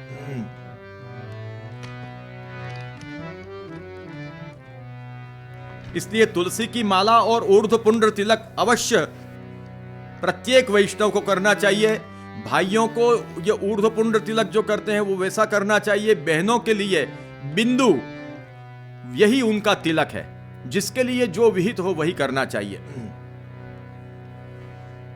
हमारे श्री ठाकुर जी भी ऐसा ही तिलक लगाते हैं, और जहां श्री स्वामिनी जी विराजमान हो वो ऐसा तिलक प्रायः करके न लगाकर उनको बिंदी लगाई जाती है। एक स्थान अपवाद रूप होने के कारण प्रायः शब्द का हमने प्रयोग किया। इसीलिए पद्म पुराण में कहा है, श्री महानुभाव श्री कल्याण राय चरण टिप्पणी में बताते हैं वहां पर, यज्ञोदानं तपश्चर्या जप होमादिकंच यत ऊर्ध्वपुंड्रधर कुर्यात् तस्य पुण्यमनंतकम् ऊर्ध्वं हि तिलकं शस्तं हव्यकव्येषु सर्वदा निराशाः पितरो यान्ति दृष्ट्वा चैव त्रिपुंड्रकम्। ये भी कहा है, योगोदानम, ब्रह्म पुराण में योगोदानम तपो होमः स्वाध्यायः पितृतर्पणम भस्मी भवति तत्सर्वम ऊर्ध्वपिंड्रम विना कृतम। जैसे तुलसी की माला के बिना किया हुआ सब भस्मीभूत हो जाता है, बेकार हो जाता है, उस प्रकार ऊर्ध्वपुंड्र के बिना किया हुआ योग, दान, जप, तप, होम, स्वाध्याय, पितृतर्पण सब बेकार हो जाता है। इसलिए करना जरूरी है। स्कंद पुराण में तो यहां तक कहा है कि जिसके मुख पर ऊर्ध्वपुंड्र तिलक नहीं हो उसका मुंह देखकर सूर्य का दर्शन करके ही हम पवित्र होते हैं। स्कंद पुराण के 23वें अध्याय में, स्कंद पुराणे त्रयोविंशाध्याये च यस्योर्ध्वपुंड्रम दृश्येत ललाटे नो नरस्य हि तद्दर्शनम न कर्तव्यम दृष्ट्वा सूर्यम निरीक्षयेत्। तिलक बिना के व्यक्ति का मुंह नहीं देखना चाहिए। जो व्यक्ति तिलक नहीं करता है वो शिष्ट जनों को मुंह दिखाने के लायक नहीं है। शिष्ट जनों को मुंह दिखाने लायक नहीं है। यदि हम तिलक नहीं करते हैं तो शिष्ट जनों को मुंह दिखाने के लिए लायक नहीं।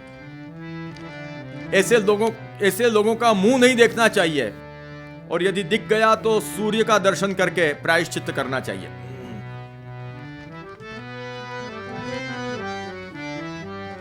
तो श्री महाप्रभु जी ने यही कहा है कि यह यज्ञोपवीतवद वैष्णवत्व बोधकम, हमारे वैष्णवत्व का बोधक है। तुलसी की कंठी और वैष्णव और ऊर्ध्वपुंड्र तिलक देखकर पता चलता है कि वो ये वैष्णव है, ये भगवान का दास है। वो आदरणीय बन जाता है भगवान के दास के रूप में। तो ये सब तुलसी का और ऊर्ध्वपुंड्र तिलक का महात्म्य है। अतएव श्री गोकुलेश प्रभु ने शास्त्रार्थ में चिद्रूप को पराजित किया, और पराजित करके और राजा को भी समझ में आया कि ये बहुत गलत किया है मैंने। उस जमाने में जहांगीर का फरमान ऐसा होता था कि कभी वापस नहीं फिरता था, लेकिन उसको वापस लेना पड़ा, और बहुत ही उसने विज्ञप्ति करके अपना क्षमा प्रार्थना करके श्री गोकुलेश जी को पत्र लिखा, और बहुत ही धाम धूम से, बहुत डंका निशान बजाते हुए श्री गोकुलेश प्रभु ने माला तिलक की रक्षा करके विजय आपने वहां पर आपने विजय पताका फहराई, वैष्णव धर्म की विजय पताका फहराई, और आप गोकुल में वापस पधारे। प्रायः करके आप 1677 में गोकुल वापस पधारे हैं, ऐसा प्राप्त होता है। 1677 में श्री गोकुलेश प्रभु वापस पधारे, माला तिलक की विजय पताका आपने फहराई। ऐसा इतिहास से प्राप्त होता है कि 1677 के व्रज चैत्र कृष्ण दशमी के बुधवार के दिन, जब 4 घड़ी दिन चढ़ा हुआ था, उस समय आप श्री गोकुलेश महाप्रभु जय जयकार आप सब उनका हो रहा है, और उस समय आप वहां पधारे। चतुर्थ संप्रदाय में जय जयकार हो रहा है, चारों संप्रदाय के वैष्णव संप्रदायों का जय जयकार हो रहा है, माला तिलक का जय जयकार हो रहा है।